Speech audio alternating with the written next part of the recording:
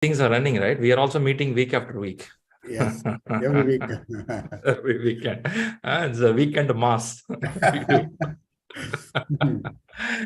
All right, nice to meet you all. Thanks for being here. I could see Thala, I could see Pushparaj, Kaushik, Madhulata. Hey guys, nice to meet you all. And people not in the camp, still hi to you. Thanks for being here. Now, today we're going to talk something on procurement management. So that I have a topic on this. Armugam is here. Nice to know. Niranjan is here. Niranjan, close to exam. Yes.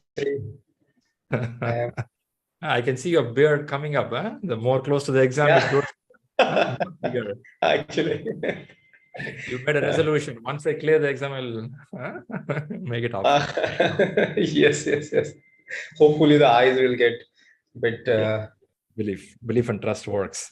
Yes. Okay, good. Nice to see you all in the camp. So what we did is, for some of you who don't know, who work in the previous batches of our class, the recent batch, we are making a CAM available, everyone to be in the CAM.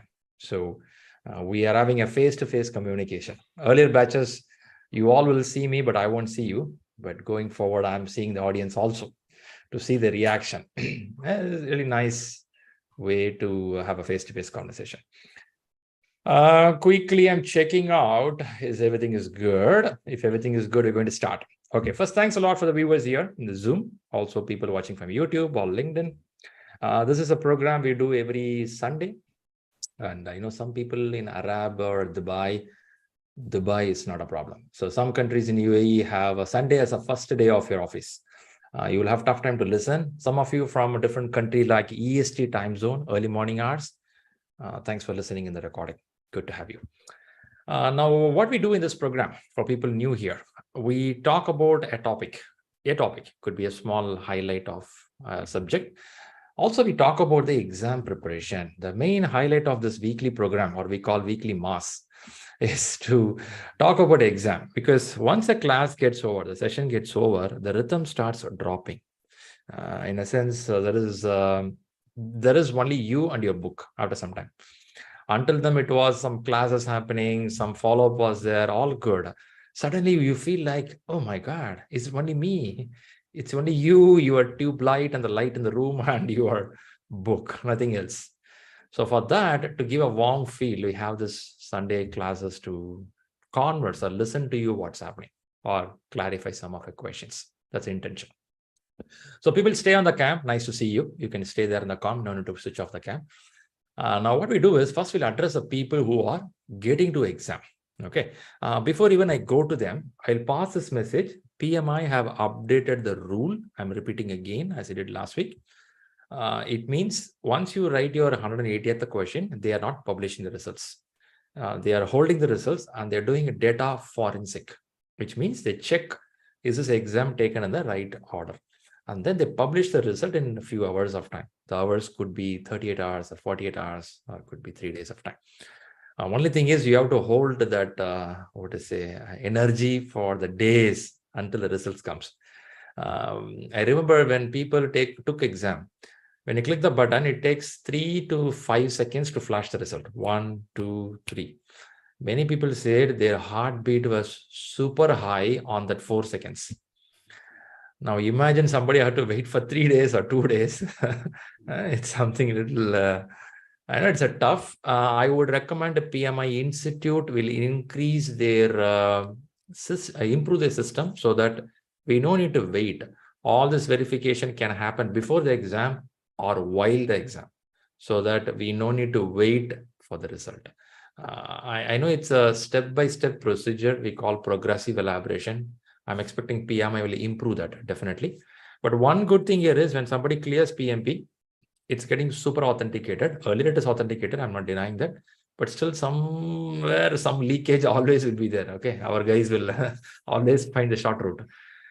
To avoid that, PMI made it a rules very strict, so that if somebody holds a PMP, it will be highly, highly reputed. That's a message, okay?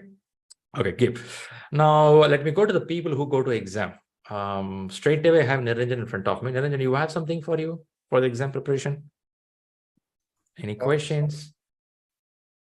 Actually, I was preparing the questions which are there which I'm getting answers some are wrong. One question particularly I have, maybe I can share with you. Yeah, we'll go to that. We'll go to that. Give a few minutes. We'll go to that. So apart from that, how many days you have for your exam now? 3 days. 3 days to go. Today it's 8th of October. So we're getting on 11th, right? 12th. 12th. Oh, so you have time. You have 2-3 days time. Okay, I remember you worked some mock exams. I too saw your WhatsApp message that you have did good deep analysis on some area. This Yes. analysis has given you some confidence, number one. Number two, it should have given you an idea how to read a question. Is it happening? Yes, it is happening. Very good, very good. Because this exam is not too technical. This exam is not to remember many things. This exam is all about how we read the questions. The better you read the questions, you get the answers correct. It's not only the question. When I say question, it includes the answer as well, reading the answer effectively. But what happens in the main exam is when we are in a pressure, we come to our basic knowledge, what we have from our school days. Many times we practice a lot. When we go on a real game, what will happen is you'll forget what you practiced, but we get to our usual mode. You've seen some people, right? When you get a shivering, when you have a fight, this guy would have been qualified from Harvard University. We are the Blazers. Okay. When in a happy mode speaks amazing English, sounds good. Once a street fight happened with the auto driver, you could see his reality starts coming out, which means you lose your value. You lose what you learned in the so many years, and you bring up that split personality. That, yes, could happen. I'm not denying that. If it happens in the right sense, I'm fine. If it is deviating and we're going out of the exam track, then we are in trouble. That's the reason I keep asking people to question analysis very well, understand the gap analysis, and tune it again and again. Okay, that's the point. And the next one is, are you ready with all your basics, like your ID card, your exam center? Have you checked all this information? Yes, I have. Okay, your name spelling in your passport or any ID is exactly matching with the exam application. Is it happening? Yes. Today, in fact, I have visited the exam center also. Nice to know. Nice to know. Yes. Which city is this, Niranjan? So actually, I'm from Pune, but I'm taking exam in Ahmedabad. Ahmedabad, from Pune to Ahmedabad. So you have friends in Ahmedabad. You traveled, so you stay there. No, actually, I have been working here. You're working. Okay. I thought you don't want to do in Pune because it's not a lucky city for you, so you travel to. Not like that. No. Or Ahmedabad biryani is good, so you traveled. After the exam, I'll have a good biryani there. Possible. Possible, right? Okay, I'll come to your question in a few minutes. We'll talk about that. Before going to Niranjan or anyone in the question here, anyone here close to the exam? You're getting close to the exams? Actually, I am planning. This is Pralayar. Actually, I am planning for this month end. Actually, very good. Nice to know. Actually, there is some constraint. Is there maybe 1 week, 2 weeks? It may prolong. Very good. But your already mindset is clear enough that you want to go for the exam. Yeah. Yeah, that's very important. Yes, I started attending now this 180 questions because I send the details of attended questions to you by the WhatsApp. You advise me to proceed with the 180 questions. So then I started 180 questions, and then it's going with the analysis also, all the 180 questions. Okay. When you analyze, how is your time management for this 180 questions? For the analyzing?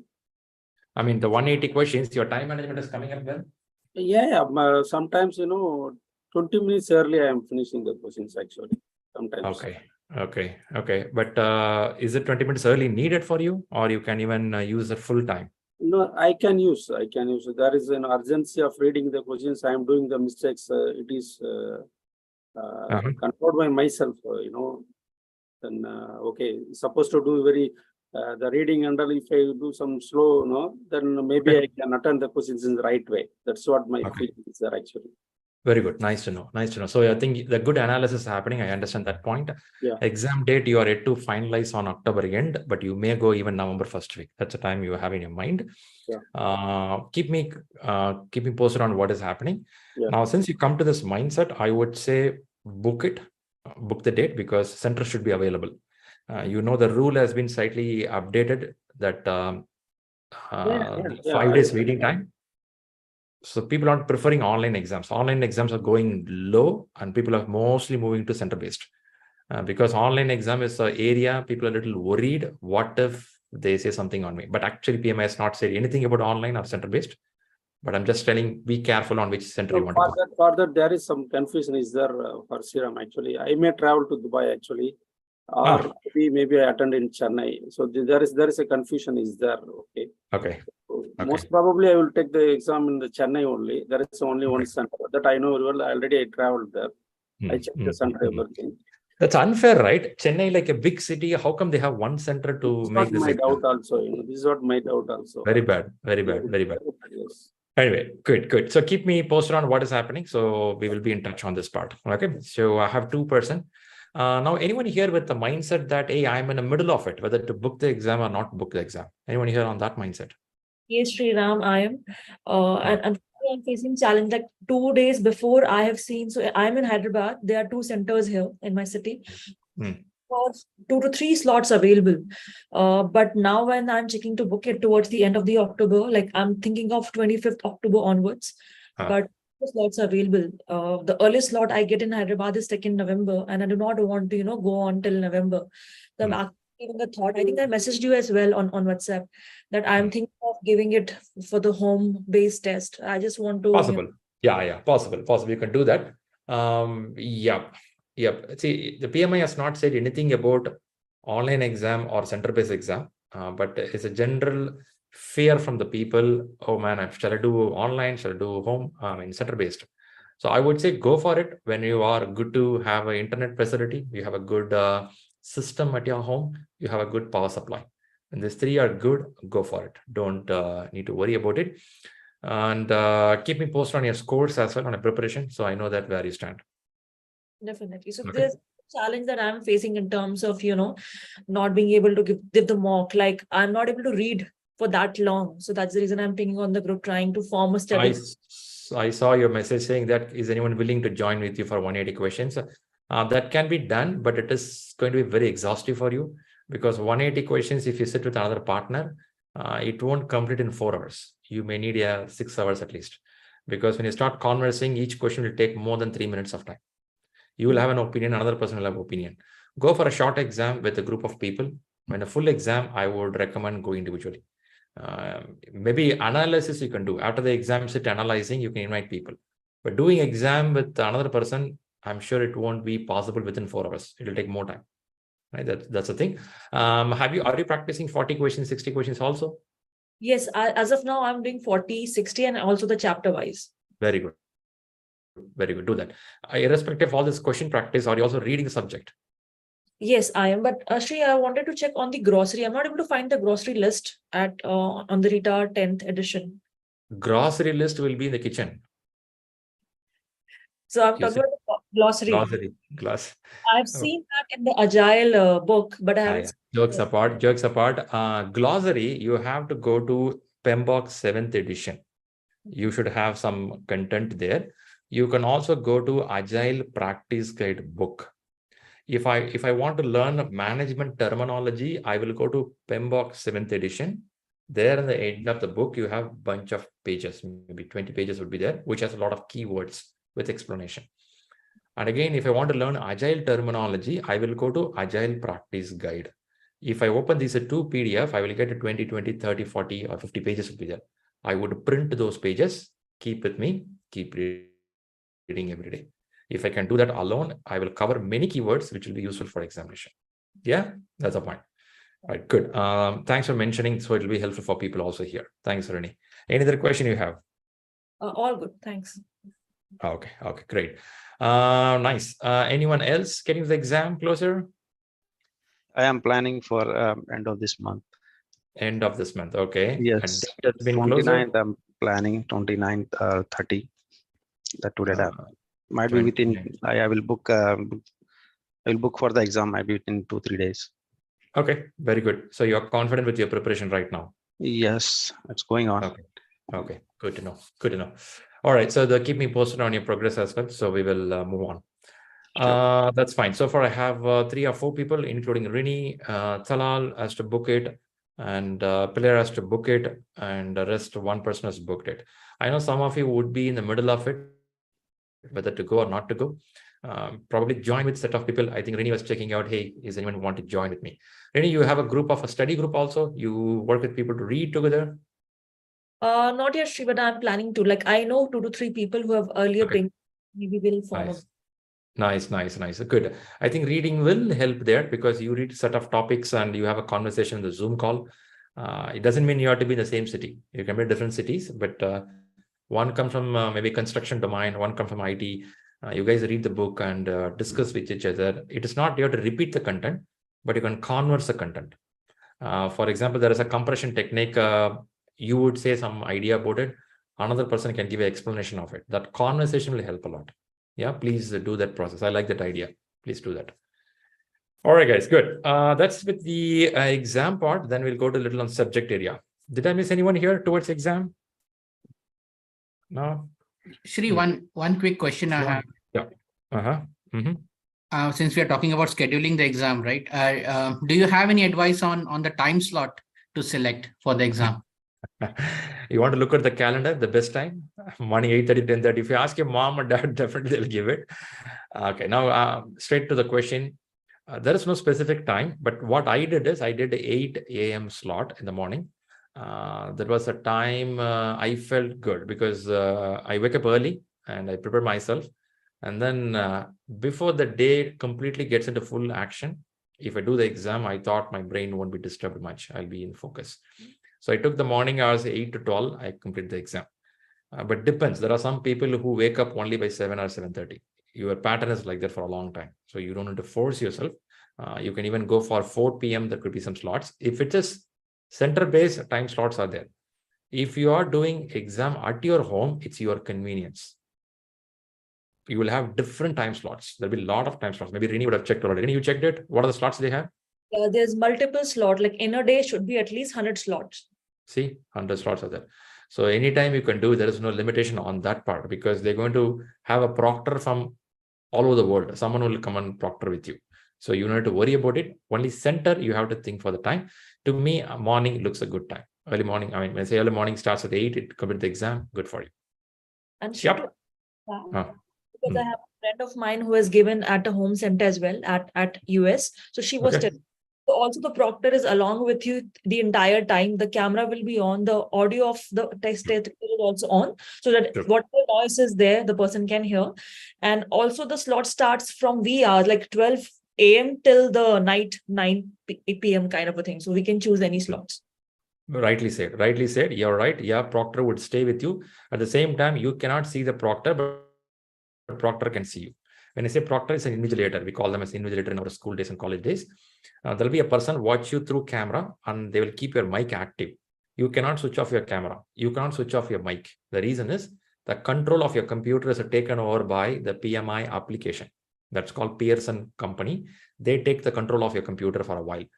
And which controls your mic and the camera, you cannot see them. The reason is it won't be one proctor. They could have multiple people. They will even switch. The same person won't sit there. They keep on switching so that no bias will happen. So for that reason, PMI does this logic. At the same time, be one information very clearly understood. Your computer will be taken control, which means if it is your office laptop, it will have trouble because your office laptop have something called firewall. It will not allow some RD to take your control. So it will start fighting back and the application will fail. Your exam will not happen. So be very careful. If you're going online exams, please use your personal computer. So Rini, since you asked for it, I'm just pointing out to you, have your personal computer. Don't use office computer. It's going to be risky because there is something called firewall. Clear? All right. Thanks for all the information. Now, what I do is we'll see something on procurement, then I'll come back to question. I have one question from Niranjan to start. From there, I'll start. Okay. So procurement. This is a topic which we have discussed in our class elaborately, talking about why we need procurement and the contracting factors. Today, what we'll do is we'll understand some information about the contracts. Before I go there, will you agree that any project you work in your corporate, some portion would be involvement from a third party. Is this true? In any project you work, there is some portion of the work where we have to either get the raw materials, yeah, possible, or we give our part of work as a subcontract to somebody else, right? Could possible. Now, when these things are possible, now we have to see how best we have to go for it. For which they use something called make or buy decision, whether we can make it or we have to buy from the market. So that's a basic decision making. How do they make this decision? They use something called decision tree analysis, right? They will use various of methodologies by their company, which explains them, is it beneficial by money, by value? Is it beneficial? If it is beneficial, I will go for a third party. For example, now the class is happening. We have Zoom. Zoom is definitely a third party, right? It is not our own system. So we have to decide whether to go to Zoom, or I have to go to Google Meet, or I have to go to Microsoft Teams. Which one I have to go? Even though all three are good, but I may have some criteria. I should be clear on my criteria. That will help me to choose them. Now let's see some parameters about this. Hope you are seeing the screen. I want to say now. Yes. Yeah, please go ahead. Something you want to add? Did I hear someone? Okay, then I'll keep moving. So now I mentioned that I'm going to talk something on the contracting, because in the class we would have spoken a lot more about this stuff. The word contract you can see very common all over the world, or you will see another word called agreement. Have you heard this word agreement? Right? Agreement can happen. Or you will hear the word, what is that?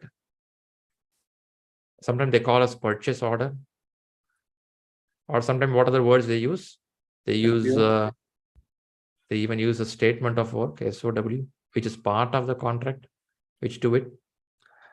Now, whenever you see a word contract, it is a legal binding. Legal binding between whom? Between maybe two people. Buyer and Maybe seller. Exactly. We have somebody called buyer. Who is that buyer? Maybe you are that buyer. And who is the seller? Who is going to give you the work completed? Or sometimes you are a seller. From a PMI or exam perspective, let's consider that you are the buyer. Now, there's a buyer and seller relationship. How this relationship is binded? The relationship is binded through this contract. Now, if I don't follow this contract, I may be taken to the court under the law. Under the law, I should say that, hey guys, I agreed. We agreed as a company, as per the company policy, that we will work and deliver it, for which we will get this kind of money. Now, from where this comes out, if you ask me, there are a few set of contract types are available in the market. When this types came up, it could be years and years back. As a human, we are doing this kind of trading business for hundreds and hundreds of years. If you go back to your parents, talk to them how they purchase the land or a property, you'll be surprised to know those days they don't use any paper. They would have asked someone, hey, are you willing to sell this property? The other person would have said, yeah, I'm fine to sell. Come on a Friday, I will give the property. It could have happened that way also. Highly possible. Have you anyone heard this kind of story with your parents? Have you heard this kind of stories that where it was? Yes. Very olden days. Yes. So it's highly possible, right? In olden days that you just go for words, you believe on the words. But now what is happening here is we cannot go like that in a business. In a business, you have to go by a systematic approach of understanding what kind of contract binding, so that tomorrow we don't break it or get into trouble, because both of them are going to have a trouble if it is broken. For which there are some contract types are available. What you see in the screen is type of contract. In the type of contract you see here,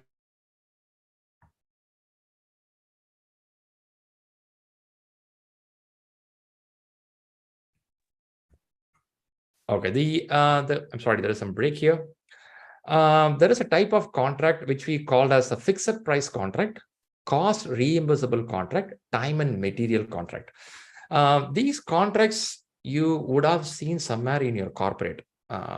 See, when you say fixed, cost reimbursable, time and material, either we may use all of them or a combination of it, or either one part your company mostly uses.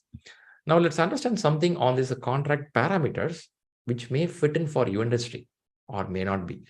Now, first you have to understand why the contract is, it's a legal binding, so that we come to under a clause law saying that when I agree something, when I put a signature on this, I obey, I will do this part. If I don't do this, you can take to me the court or legal. For this reason, a project manager cannot directly involve into this, for which many companies have a procurement department. Have anyone heard this word procurement department in a company? Or Yes. vendor Yes. management department? Yes. Yeah. Why we need a department for this? Why can't we directly manager go and talk and do this? Why? Why? Is it tough? That department knows the technique. Exactly. Some specialized persons will be there in the department. Exactly. That's called a specialized knowledge. Now, again, the next question, why a specialized knowledge needed here? Why is specialized knowledge needed here? For this question, the answer is, if I want to do this kind of vendor management for each project, I don't want my manager to spend his or her time on this activity called vendor management, because my project manager is busy enough. I have to mute some of you. Busy enough to take care of things which project have to progress in the sense of time, cost, quality parameters. I don't want a project manager to reinvent the wheel in a company few times for this procurement or vendor management. Rather, many companies will have a centralized vendor management department. And this vendor management department, what they do is they're very specialized, like somebody said in the group now, very specialized on choosing the vendor from the external market. Definitely there will be a need where this vendor management team will invite the project manager to give some information what needed for the contract. But the main process of conducting the bidding and calling for documentation from the customer, only the vendor management team will do. Also, there is a reason, there are some legal parameters and some sensitive information will be available, which can be effectively handled by this particular team. In many companies, I have seen that the vendor management team also connects with the legal team, also connects with the corp communication team. Have you heard the word corp communication? The corporate communication? There is a group of people who are specialized in communicating between the corporates. So vendor team, legal department, corp communication, these all groups are involved.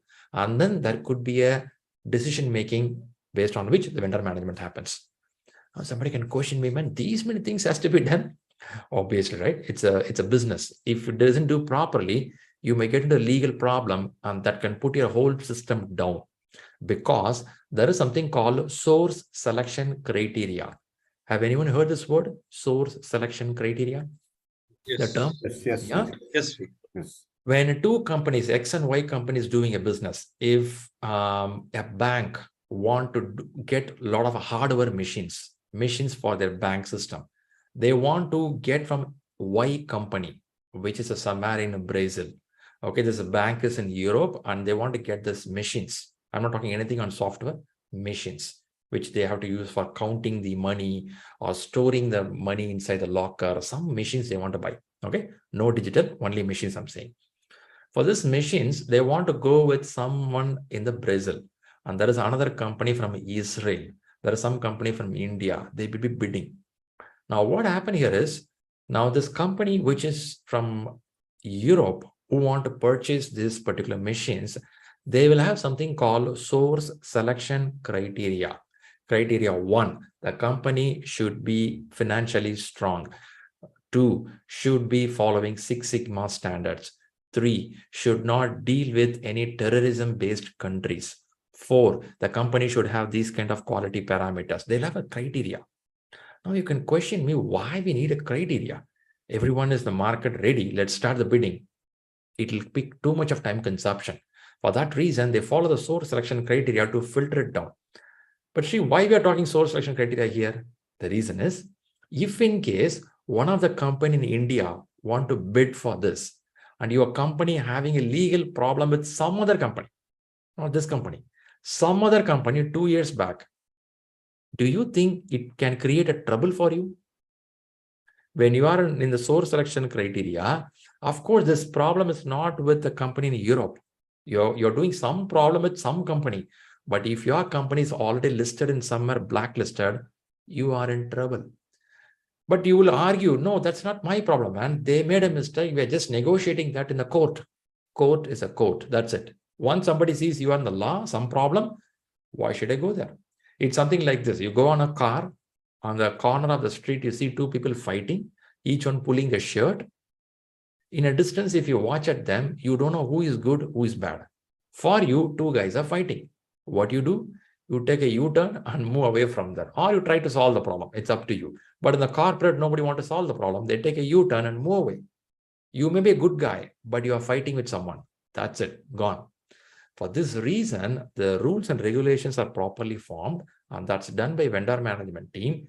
Before they enter into a contract, they will check all the parameters maximum they can cover, so that they can arrest these kind of problems which could pop up later. Yeah. Now, let's see some factors of these contracts. There are 3 contracts high level. We talk about fixed price, cost reimbursable, time and material. Now, let's talk about fixed price contract. I gave just an example of a bank which is from Europe, okay, which is from Europe. And they want to open up a contract for hardware and machines. When I say hardware, it is not computer. It could be machines, which they need for the banking operation, day-to-day operation. Now, when they want to open it, they could have one company X, which could be sitting in Brazil. There could be a company called Y, which could be sitting somewhere in India. There could be a company Z, which could be sitting in China, right? Or it could be all in the same country. I'm just giving an example to give a broader view of how it can work. Now, when I say a fixed price contract, the bank is very clear on something called requirement. When the bank is very clear on the requirement of what they want, the machines, what they want, specification, what it is, when they want, how much of quantity they want, what is the quality they want, they're very clear on the details. Now the bank is ready enough to open a SOW. The SOW is a statement of work saying that, hey guys, we are clear with what we want. Now they call for people to come and do business with them. Now, question to people listening here. I have bank, I have vendor list X, Y, Z. In this, who is the buyer and who is the seller? Who is the buyer? Who is the seller? Bank is the buyer, vendor is the seller. Very good. So the bank is the buyer. Thanks a lot for that. So the bank is the buyer, and we have this group of vendors. We have not chosen anyone. So they are the seller. Seller, right? Now, what happens is only when I have a clarity on the requirement, I go for a fixed price. Now, what is a fixed price? Now, the bank could negotiate a price and say that this is what we will pay. We will give you 5 million. 5 million. The 5 million could be USD or a euro. 5 million will pay you. This is a 5 million, you have to make it. Now, this could come from the buyer, or sometimes it could come from seller. Seller can bid and tell that I can make this in 4.5 million. Now, there is a question, what does 4.5 million mean? Let's imagine from India, somebody bidding, and they're bidding for 4.5 million. Now, you can question me back. What does it mean, 4.5 million? Does it cover the benefit, or does it cover only the work? Now, when I say 4.5 million, it talks about the actual cost of work completion plus benefit. For who this benefit will go? For whom this benefit will go? Seller. The seller. When a fixed price is given, a lump sum is given, the 4.5 million, it could be 4 million for the actual cost and 0.5 million could be the benefit for the seller. Now here, little clear watchful here, the bank is very clear on the requirement and they wait for a best price. They could wait for even 4 million. Is this possible? They can wait for even 4 million? Yes. Yeah, Yes, highly very possible. much possible. Highly possible. But can I believe only on the money factor and wait and keep waiting? Is it good? No. No. Not necessarily, right? Money plays a big role in contract vendor management. We can't deny that. But you look something called source selection criteria. You look for some of the parameters of the company. Even if it is a 4.7 million and that company is very reputed from Brazil or China or India, I would go for it. The decision is with the bank. You cannot come back and fight. Hey, come on, man. I heard Brazil has offered 4.7 million and we have offered 4.5 million. How come you gave the contract to Brazil? Can somebody fight like this? Can somebody fight like this?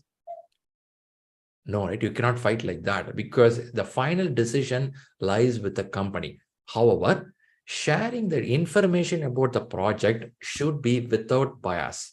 That you can fight. When a bank wants to share the information about the hardware, machines, what they need for the bank, they have to call for the bidder conference and explain to them equally. No bias. Without bias, you have to explain completely what is needed. And they will ask a number of questions. You have to give clarity to all the questions. And finally, then they go for it.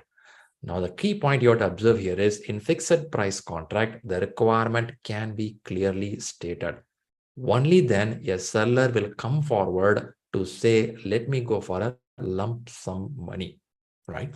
Now, question to you, who have the risk in the first contract, the fixed price contract, who takes a risk? Is it a buyer or is it a seller? Seller. Buyer. Seller. Seller. Seller.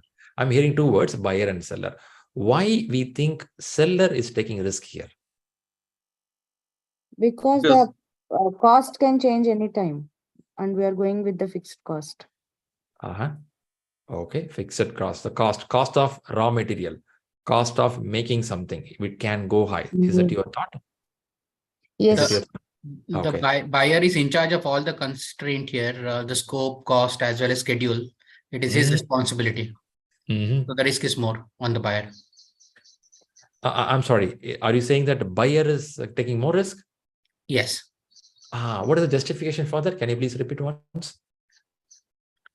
He's taking more risk because it is his responsibility to deliver on all the constraints, right? The scope, schedule, as well as the cost and quality. So everything is on him.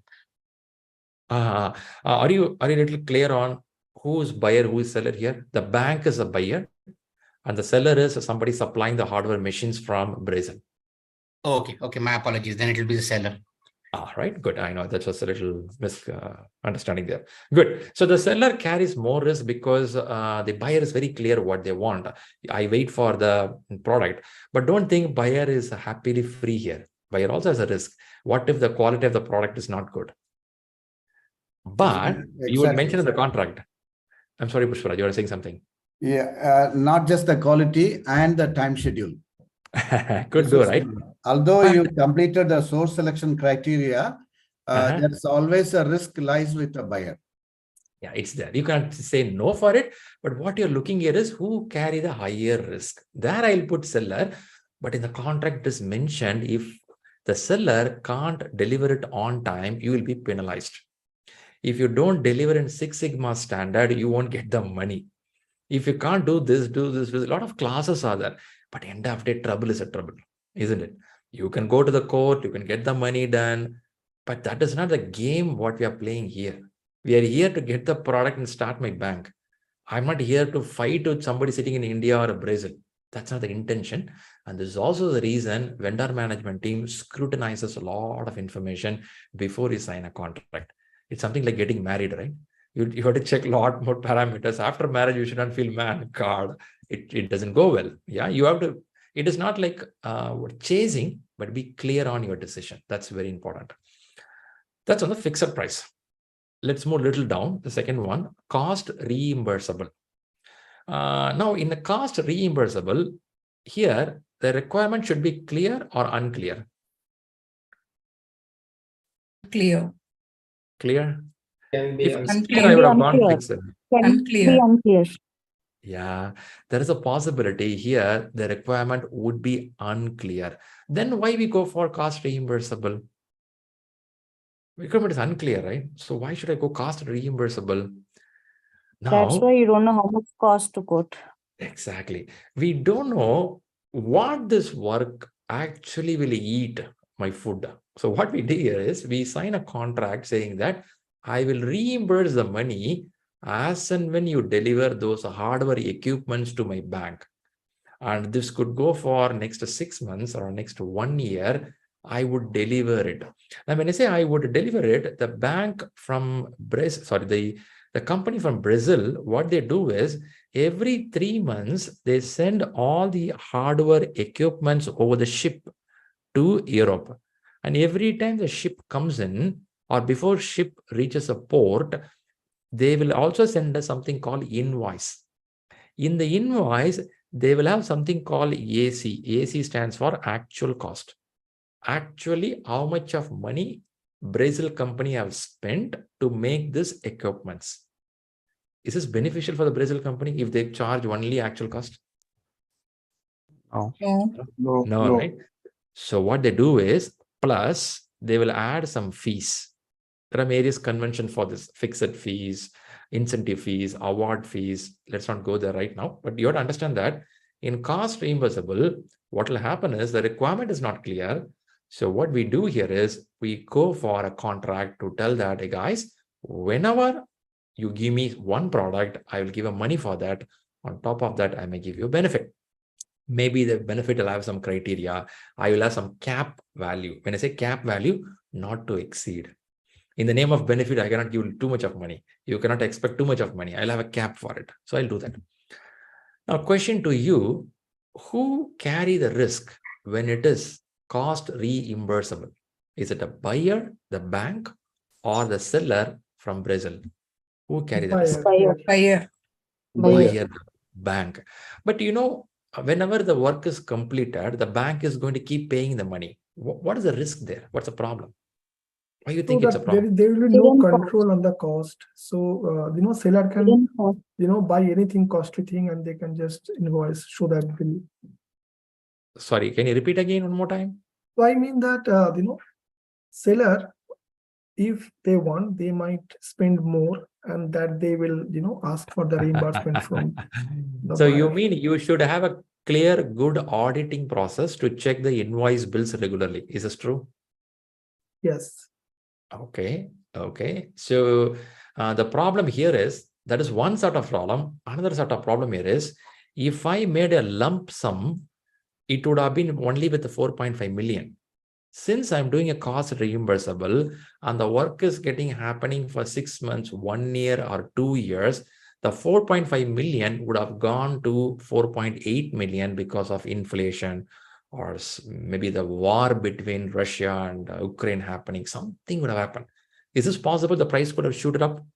If I've done early, I would have saved some money. Is it possible? One of the parameter. Yes. I'm not saying that's a lot of parameters. That's one of the parameter. Yes, very much. Possible, highly possible. Sometimes you buy a property, you think that, shucks, man, before COVID, I should have bought. Or when COVID, I should have bought. Now the price gone high. So we'll watch out what is best on it. So cost reimbursable, most of the time, they go for it when the requirement is not clear. Some of the service-based companies, some of the IT companies goes for cost reimbursable also because the clarity is not, they keep paying the money, but they have a stringent check in the contract here and there, so the leakage will not happen. What we discuss here, it's very high level. If you go to real companies, there'll be multiple clauses below that. When I say clause, there'll be multiple lines. When I say clause, I can recommend you to read about house contract.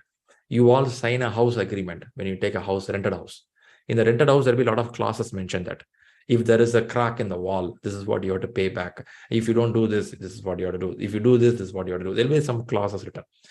There is a number of clauses you can add, but the base is cost reimbursable. Okay. If you want to learn more, please listen to a recording of a procurement management subclasses into this, or join some of the class to listen. Now, the third one I'll talk before you go for Q&A, time and material. Now, when a fixed price requirement is very clear, we go for fixed price. Cost reimbursable, and the requirement is not clear, we're going there. Then why we need time and material? See, a project can be either with clarity of requirement, without clarity of requirement. Both are satisfied. Then why we need time and material? Look like unwanted contract, right? Do anyone think about, is it needed, time and material? Yes, when Yes. you need a very small service or Yeah, please go ahead. duration. But which is not very critical, maybe that we can go for this.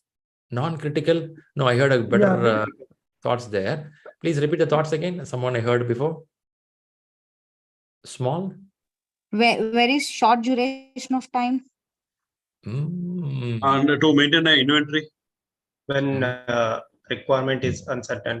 And Yeah, because seller will not have any motivation because they know they will get this much hourly pay only or for the material. So they will not give anything extra. So Okay. anything critical thing should not be go for this. I think All one, right. one of the reason is the buyer wants to be in charge of the scope and the schedule.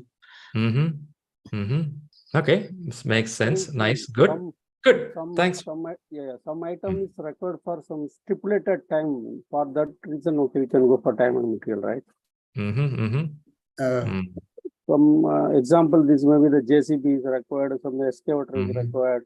For that reason, we can go for time and material, I think. Very good, rightly said, rightly said. Now, I heard few dialogues here. Thanks a lot for everyone information. One of the key information is a short term. Usually time and material also is a place where the requirement is not clear. When requirement not clear, I can go for cost reimbursable. No, there are certain things which you feel that it's not clear. At the same time, we don't know how long this work should happen.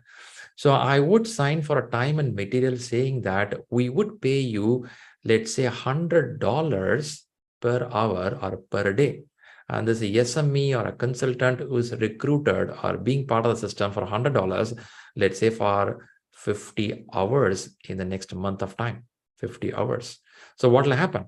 I could stop this contract anytime. There is no specific lock. I can stop the contract saying that we achieved, we are fine. We thought 50 hours, but we can even close the contract early or even at the 50 hours. But most of the time, the time and material is used for inviting some SMEs or a consultant, or as we heard about some machines, I want to use a client machines or JCB machines for these many hours. I would pay for the time I'm utilizing it. Now, what is the big difference between cost reimbursable and time and material? What's the big difference? Before we talk big difference, first let's understand who carry the risk in time and material. Is it the buyer or a seller? Here we said it's buyer. the seller. Here we said seller. Now then who carries here? The book knowledge here is this also with mostly on the buyer. Buyer only, yes. Now two areas are here. In these two areas, which one is a high risk for buyer? Which one is moderate risk for buyer? Is it cost reimbursable or time and material? Time and material is the highest risk. Unfortunately, cost and material stands higher and this stands moderate. Now you can question me, how come this is higher? How come this is moderate? Here, okay, I have to mute some of you. So now what happened is in this contract, why it is high, why it is moderate or low here is, here you have a pre-negotiated hourly rate. So you are clear that per hour, how much you are going to pay. I know I'm going to pay $100 and this is a time and material. Until the time I need, I'm going to do this. Whereas as a cost reimbursable, what will happen is you keep getting the invoice and you have to pay back the invoice.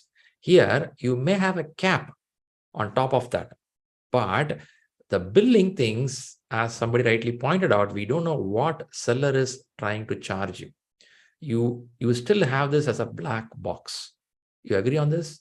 It's a black box. We don't know what they mean by the actual cost. You cannot go nitty-gritty of scrutinizing every line of things. Whereas here, you have a clear rate.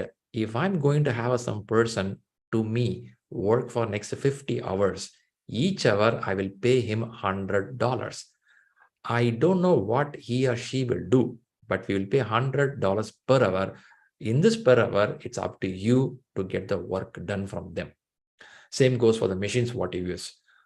Message here is both carry the risk. You cannot say no for both carry, but cost reimbursable carries a little higher because there are some gray black area where you don't know what's going to happen. Then why I should go for cost reimbursable? The cost reimbursable contract will help you to set up a systematic approach of getting work done, completed, and payback. And it is going to be a term between two business. Whereas a time and material, most of the time used for research purpose or could be used for a short-term purpose, should be used for some area you don't know what to do.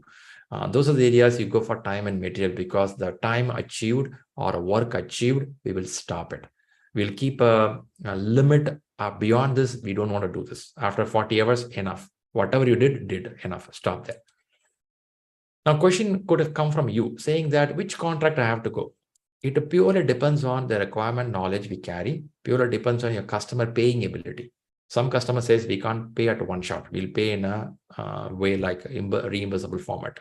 Or it could go methodology of a project, be well-planned project, or it could be an adaptive project. Based on that, we choose the methodology. Of course, there are a few more parameters for Agile. Let's not bring everything in today's class. I'll bring another day. But for now, get an idea.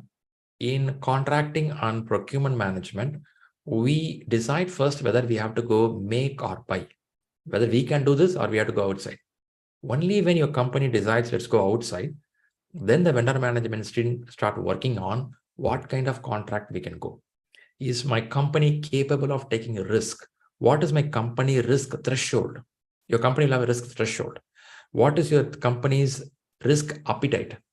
What is your company's past record of vendor management? They will see all these parameters, and then they see industry trend also. In the industry, whenever a JCB machine is needed, will they buy the machine or will they use for time and material? They will check all the parameters, and then they go for source selection criteria.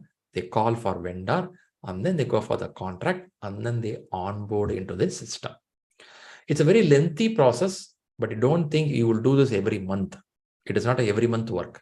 It is also not a every project work. Some project you will already have a pre-selected vendor in your company. Like in a company, you have your catering service. The catering service already pre-selected. They know who are going to be catering food service for your company. You won't do this every month, every year. Once they do it, it will be there.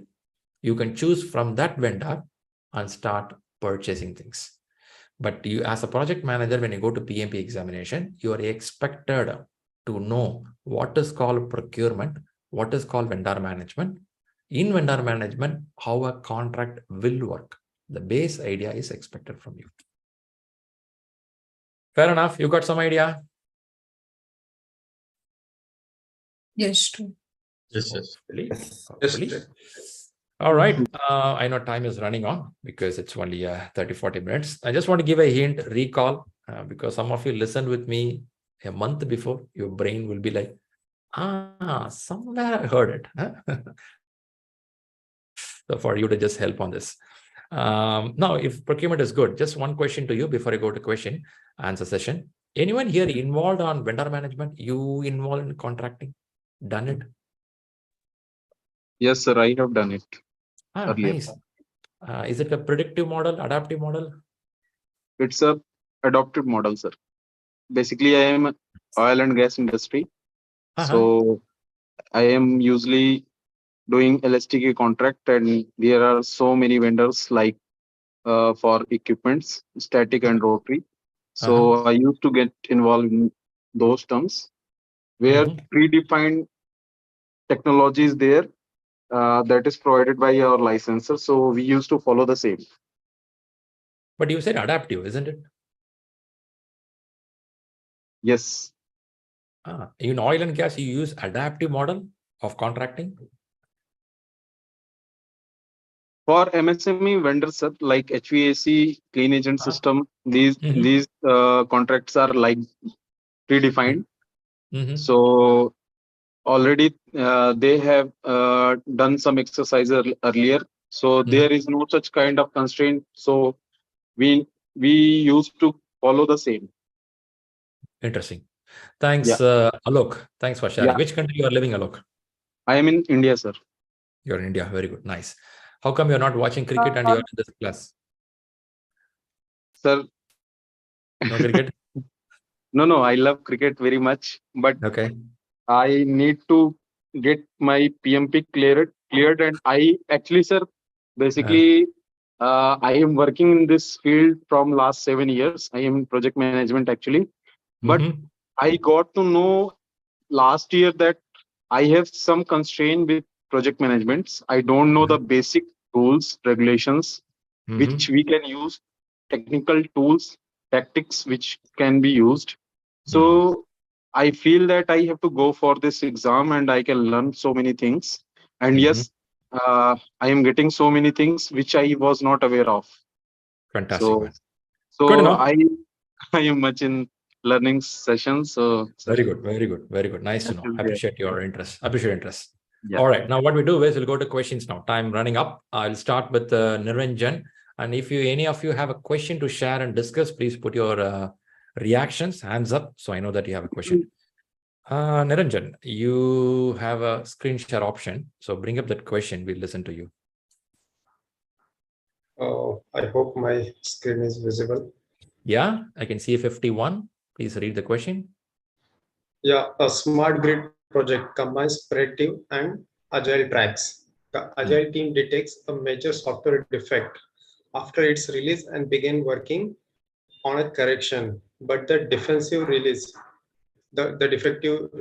was deployed by the predictive track, and this caused a field test to fail. Which measure would be most effective to prevent similar problem in future? A, run the same unit test in Agile lab and in the field sites. B, send the project-wide issue log update via instant messaging. C, ensure that retrospective are shared with the predictive team. And D, replan the software track into the predictive schedule. Okay. So here, since like I thought they are asking for the similar problem should not be like happening in future. So ensure that the retrospective what the team have done that should be shared with the predictive team. That should be the logical answer. But here they are saying that send the project wide issue log update via instant messaging. Okay. I understand this question. Let me also see how can we look at the right way. The second sentence says the Agile team detected a major software defect. When I say major, it could be called as a showstopper. You heard the word showstopper, which means your system will become null. It won't function. It's release and begin working on a correction. So something major thing has happened, which whenever you see a word major, there is an emergency. There should be some quick action. Quick is very important. But the defective release was deployed by the predictive track, and this caused a field test to fail. Somewhere they missed the acceptance testing. All right. So which measure would you most effective to prevent similar problems in future? In future, in case, right? In case, if it happens, how we could have prevented it. So let us see what are the preventive answers. First, let's see the elimination technique. Run the same unit test in the Agile lab and in the field site. Doesn't make more connection. So A is gone. I'm going to the D. Replan the software track into the predictive schedule. Because of changing the schedule, nothing will work. Okay. D is also not good. All right. So now see the answer what you have chosen. Ensure that retrospectives are shared with the predictive team. Makes good, right? In retrospective, talk about as a team what we did well, what can be improved. Right. Right. You want to share this with the team. Very Correct. good. Do you think it's a preventive action for a problem in future? Yeah, based on the feedback from this retrospective, the predictive team will gain the knowledge and will implement that for the future release.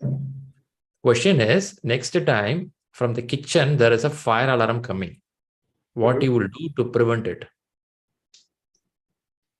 And you're telling that after fire accident, we'll sit and talk. I'll send that message to them. To see in this question, the issue has already they have detected major defect, right? And they have begin working on the correction already. The Agile team is already working on the correction. So this I don't like the Agile team is taking care for this major defect. But they are asking in future similar should not happen. That means the predictive team should work in such a way based on this the corrective action that they might take. The future event, they should implement this and they should make sure that it doesn't happen again. That is the thought process I'm having. But they are somehow correlating this with the instant messaging. So there I'm getting messaging is not an interesting word to me, at least. Instant messaging is not a very official way of communication. I'm not really happy with this.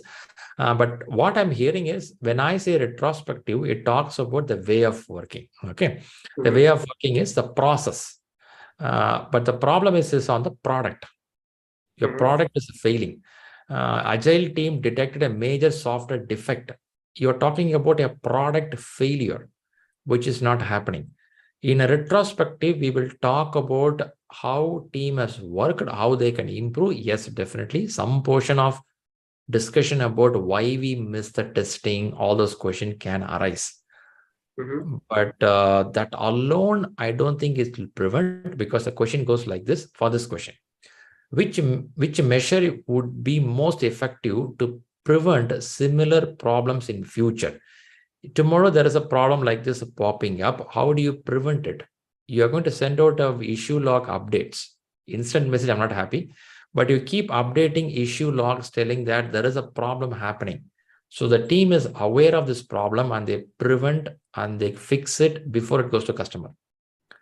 Before it goes to the field, before it goes to the system, I'm going to fix it. That is the intention, at least I'm seeing in this message. But instant message, I'm not happy. It could have been a proper formal communication. But they use the word send project. But I may prefer they're saying it's a major problem, major software defect. That's what I'm seeing now, which is a showstopper. As I was pointing out a few minutes back, a showstopper needs a quick action. Now, the question is looking for an action on how to stop it. But what we see retrospective, yes, it will help, but it is a way of working. Are you seeing this as a product problem or a process problem? Well, it's, from the question, it is a product problem. That is clear. See, I know this question is tricky because of the word instant message. Maybe you don't like it. Even I don't like it. But I see this question as a product problem more than a process problem. Okay. Yeah, maybe, yeah, you can debate on it. I'm not saying what answer given is perfectly right. We can debate. But in retrospective, you talk what we missed, what went wrong. Right. Imagine a team member says, hey, we missed to test the UAT, user acceptance testing. Very good. Now you say that ensure that retrospectives are shared with the predictive team. To the team, you shared it, saying that we missed the UAT testing. Now, do you think that can prevent this problem? Based on the feedback, the team has to correct themselves. Right. That's your thought. But what I see here is an action item because, okay, first one thing we'll understand. We are talking about an issue. Issue means what? Issue means today. Yeah, today it is happening. Yeah, risk means tomorrow. Correct. So issue is today. So be very watchful on the answer. Send a project-wide issue log. Instant message, I'm not happy. I'll stop it there. Send the issue log. Issue log means something now. the purpose of agility here is when a problem happens, take quicker action. That's a purpose of agility. Now, Agile team detected a major software defect. The second sentence. The moment you detected, issue should be published. Quick, boom, it has to go. So that what will happen is you won't deploy that defective. Read the third sentence. But the defective release was deployed. You would have stopped the deployment. You won't go for the deployment. I want this to go as quickly. I found a problem and its petrol tank is leaking. Send the message immediately. Stop the release. Hold the vehicle. Don't send it out. I'm seeing in that direction. Also, I like the way you said, I will retrospect it. I will let the team know next time, don't do this kind of problem. Is it your message? Yep. Yeah. But I'm seeing from product perspective, there is a tank leakage happening. Stop right now. Okay. But instant message, we can change it. We can recommend to put it in the right way. Okay, good. Okay. All right. Good. Good. ANOVA analysis, if you can throw some light on this. I think we discussed this in the chat, right? So what you read about ANOVA analysis? I think it's a Six Sigma format. Right. Whenever the two teams performs, you have to compare do the ANOVA analysis. I've tried to search it on the web also. Okay. I feel it is a little away from our exam need, but purpose for you can read it, but don't worry much on ANOVA analysis because it's on the Six Sigma standards. It's being expected. But what I'm hearing from you is on the process improvement, isn't it? You want to see the variance between two group of people, how they are working. And you want to see where they can improve themselves. Right. Okay. It could be the data gathering of team's performance. It could be on their velocity. It could be on the quality of deliverables they give, right? You see the variance of what has been asked, what has been delivered. And then the team can improve. But more than using ANOVA analysis here, it is actually used in Six Sigma. When I say Six Sigma, a product should have 99.99999 as a parameter. So we will check what is the variance, how can they improve. That is what they look into. But I will tell for PMP, it's a little overloaded topic. You learn what it is, there you just leave it, don't strain. If you're seen in a question, nice, you learned it, there you can stop that. Okay. Right, actually, I had a question. It was not the right choice. Still, it was fascinating why the term came ANOVA analysis. So it triggered me to. Of course, we have thousands of questions. Some questions will be like flying over the head. Man, what the hell, where it comes from? That's how it is. Yeah, good. Anyway, thanks for learning. Maybe this question comes to you. We are not sure. In exam, God, this guy said we'll not come here. But keep in mind, it's a variance. It's a variance between two things. That you learn, there you stop. Don't strain much. All right, good. Yeah, time running up. So what I do is I have two people quickly address them. Vasu. Yeah, hi, Sriram. Hey. I don't have a question, but I just want to share that yesterday I gave my exam. So today I got my results. Ooh, I didn't see, man. Did you put me in the WhatsApp chat already? I missed it. No. I thought of telling you live. So I just. Man, that's thrilling. Congratulations, Vasu. Great job. Thank you. So when it happened, what time you got your email?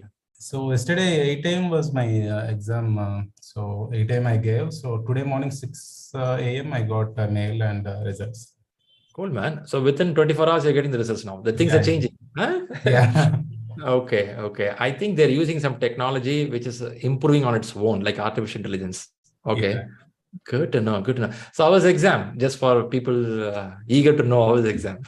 Yeah, I can say like 50-50, like 50% are like tough questions and 50 are moderate.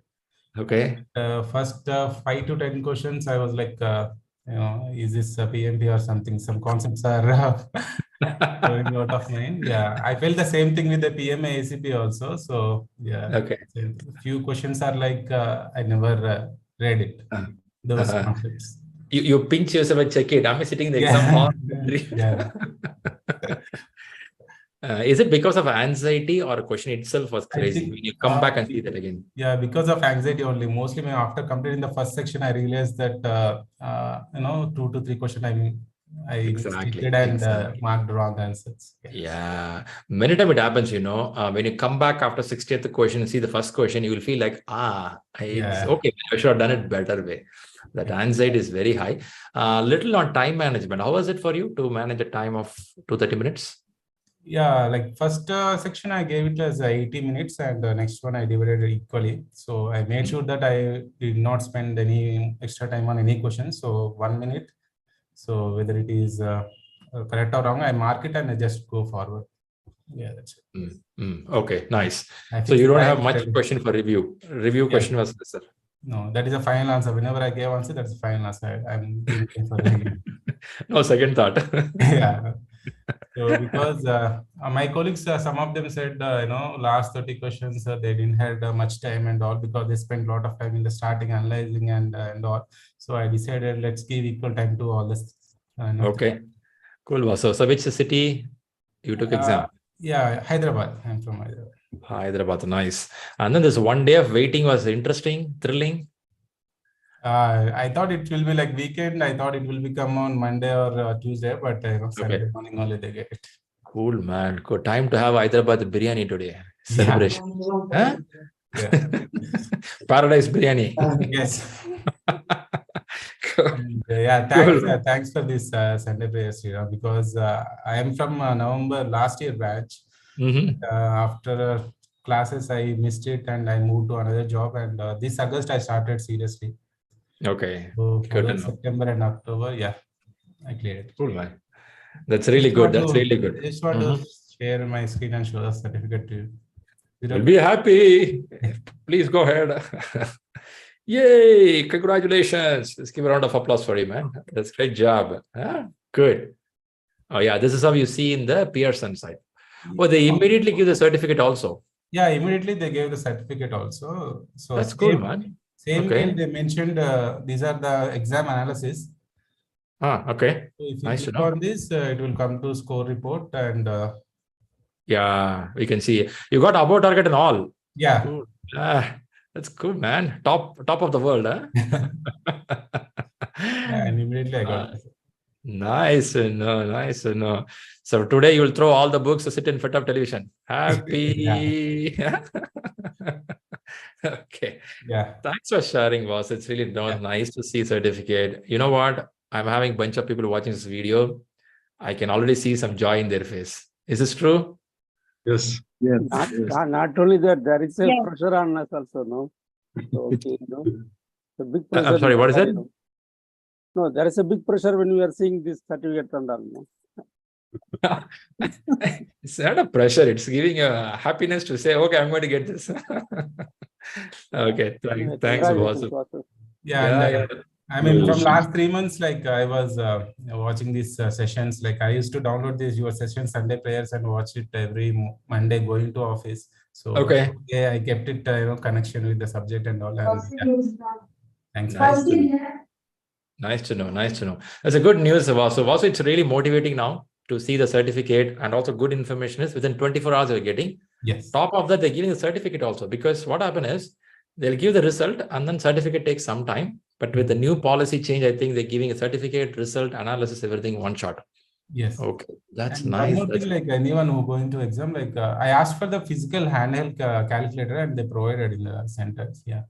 They're giving it. Yeah. Okay. They are giving it. Yeah. Was there a need for the calculator in the exam hall? Yeah, I got a PERT question, which is bit time taking and needs calculations. Yeah. I understood. Of course, you cannot declare what question it is, but nice to know you got a PERT. You got anything on EVM calculations? No, nothing EVM. One graph, burn-up graph. Yeah, that's okay. I think Niranjan already looking. Hey, Vasu, can you leak some questions for me? How many like calculation questions were there? Like, are they having scientific calculator or any calculator of ours? Only one question I got. Okay. Then yeah, I think it's a differing. Other day I was hearing a person says at least 4 or 5 questions. 2 to 3 were in EVM, and one is on this, one is on some other factors. So It's differing, but overall, Vasu, you are already an agile person. Can I believe on that? Yeah, You're yeah. an agile. Yeah. Okay. Being agile person, you felt agile were a smooth journey in exam question. Yeah, actually, I didn't read any agile practice guide because I already last Okay. year wrote a PMA ACP, so I only focused on with 10th edition and predictive thing only. Very good, very good. Just a benefit for everyone. When you practice exams in ShriLearning, what was your level there? I used to get around 75 to 80. Yeah, 75. I can see already some people eyebrow going high. You are that guy, eh? That person. Getting 75, 80, sitting in the first row. That person you are. But I didn't take any full marks because sitting full marks is not possible for at home because I have a 3-year-old kid. Okay. So I assumed that exam will be of 60 questions only, but I write three exams. So I went into that mindset. So yeah. Very good. Very good. Very good. Thanks, Vasu. And for people who are looking and observing here, when he said 70, 75, yeah, it's a good benchmark. I really like it. But don't mean that only a person with 75 can clear the exam. There are people I have between 58 to 65%, they do that. But that day of exam will be a little heavy pull for you. People who practice 75, 70% plus percentage, normal pull. They'll just pull, it will come to them. For the people who at 58, 60 in exam hall, you have to push hard. That 4 hours you'll be like straining because your preparation would have been a different format. So don't think that only 75 can clear the exam. Above 55, 60, 65 can clear the exam, but work hard is needed. But still, Vasu, that's a good one, Vasu. Thanks for coming up here. I'm so happy because once people clear the exam, I don't see them here. Hey, bye-bye, straight. So you are coming back and giving means I really appreciate that. Thankful to you. Thanks, Sridhar. Good. Are they allowing scientific calculator? Because being an engineer, I'm really familiar with the scientific calculator. That's how it is. I'm sorry to bring it up. No, only plain calculator that we get. Okay. I think I forgot how the plain calculator works and how to do calculation of those. Man, Niranjan, every calculator will have 0 to 9. That's a number. Either scientific or non-scientific.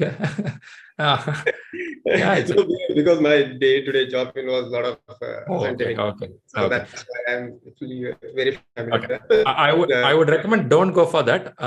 If you are not confident on it, use the system calculator. They will give in the application itself, in the top left or top right, you will see a calculator. Just click that button. That's sufficient for you. Okay. If you're not comfortable with the device, don't take the device. By the way, Vasu, you have that system calculator also, right, in the application? Yes, we have. It's also there. Yeah, it is also there. Nice. Did they give you a sheet to write down the formulas and stuff? Yeah, they gave reusable sheets. Very good. 3 sheets, Very good. 2 markers. Yeah. Nice. Super, Vasu. Celebrate it. Have a great paradise biryani with the faluda. Yeah, sure. Thanks, Sridhar. Oh, cool, guys. Nice. Oof, time beating heavily for me today, but I'm so excited Vasu came here. So I'll be happy if people certify, come back here, give some confidence. I know Pillar was saying that, man, it's threatening me also. But it's a confidence addition. No, the main thing is to put the concentration on studies. That is the pressure that you are. Yeah. It'll happen. Sure, it'll happen. So I'll take Indra a question and then we'll go for the end. Yes, Indra. Hi, Shri. Actually, I want to know the traditional triple constraint is having scope, time, and cost, right? But in inverted in adaptive way, it is inverted like cost, time, and scope. So what exactly the difference between them? So I'm not getting when I was reading the Mike Griffith book. Okay. What I do is, I know it's a big topic, but I'll try to give some information. Oh my God, where is my pen? Here's the pen. Are you seeing the white screen, what I'm sharing? Yes. This triangle you would have seen multiple times. It's called iron triangle, where scope, schedule, budget, and all 3 factors are aligned here. This is called predictive model. And an adaptive model, by the way, it is not internationally accepted, but still in the books you will see it comes from the methodology called DSDM. Have you heard the method DSDM? Yes. Okay. Dynamic system, yeah. Development methodology. In that method, they have defined. Many people debate on this, saying that this is a wrong, this is a right. Let's not go for wrong and right discussion. Since you asked the question, we'll talk about it. So in the book, I'm sure you would have read a little more information before you come here. When you say adaptive, what are the 3 items here? Scope, schedule. Where the scope comes? The bottom or top? Down, yeah. Down. It comes here, right? And you have a cost here, you have a budget here, isn't it? Right? Time. So now what happens is in Agile, you know that we have something called release 1. I would have showed that in the classes. By the way, you are in current batch or previous batch? No, I have taken recordings of 2022 batches, ACP's recording batches from Rahul. Last year?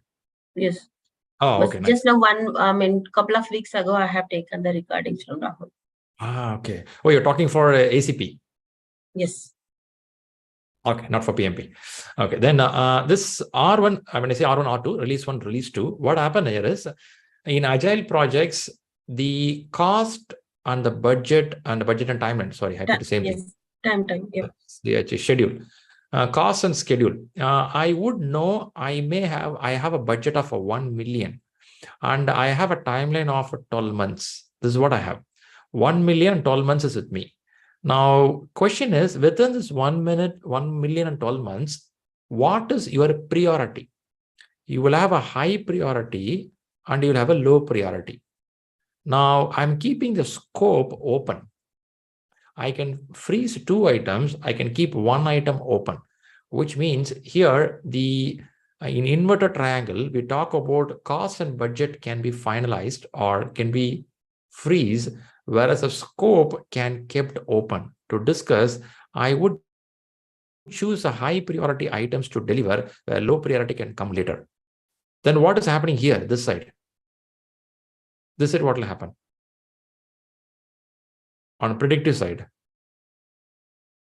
scope is fixed. Scope is frozen. Yeah, scope is frozen. Now, what happens is, in order to achieve this scope, your budget can go high. Is this possible? Yes. Your time can go high. Is this possible? Yeah. There is a bridge construction happening. Bridge should be 3 kilometers a stretch. And 3 is too much. Maybe 1 kilometer stretch. And I need these many pillars. But what happens is I can't achieve it within the cost. The cost will go. I'm ready to pay for it. How many bridges in India are still happening for the last 25 years? Time is still going on. So which means I want to achieve this. It's a frozen, but other 2 factors can vary. Whereas in adaptive and agile nature, we keep cost and budget frozen. This is frozen. Scope can be dynamic. At the high level, there are a lot of ifs and buts below this. I'm not going there. I'm just giving a highlight for these 2 diagrams. It's called inverted triangle. Are you able to connect to what we're talking here? Yes, and budget and cost and time is frozen and scope is keep on changing. Then how it can be manageable? Be careful on it. It does not keep on changing. By the way, don't try to understand whole agile from one triangle. Okay, this is something written by DSDM methodology. As I said, one of the method proposed it, but again, it's not internationally accepted and it is not the greatest explanation. But just to explain you, the vision will be clear what we want as a final goal. In order to achieve the vision, what are the high level priority work item I can complete that will make within this money, within this timeline. In order to get a mobile application for flight ticket booking, that's a vision. A mobile application for flight ticket booking, that's the application. For this, there'll be a lot of requirement, but I cannot go with all. I have only 1 million with me. I have only 12 months with me. Within this 1 million, within this 12 months, what all the high priority work I can do, that will be inside this work. In this, I can add some, remove some.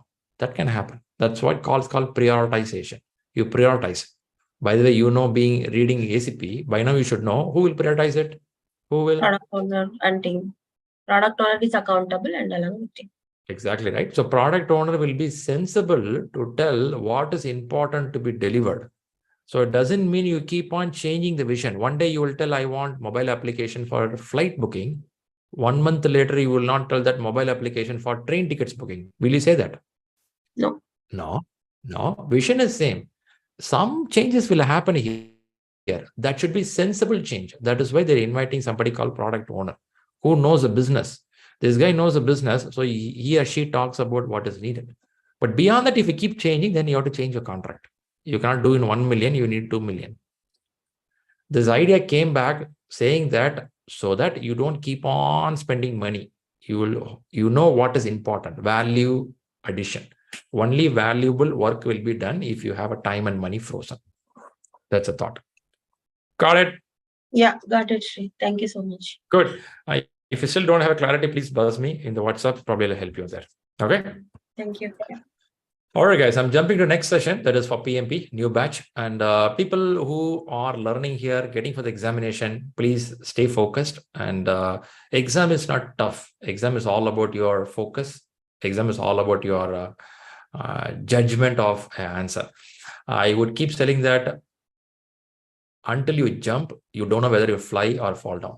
So go and jump. Don't keep waiting. It will keep on going. Life will keep running. I'm not asking you to close your eyes and jump.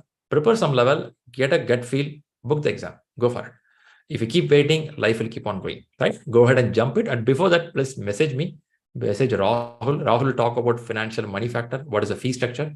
Talk to me about the exam, whether I'm ready for the exam. Then I'll help you to tell you whether you're ready for it. Okay.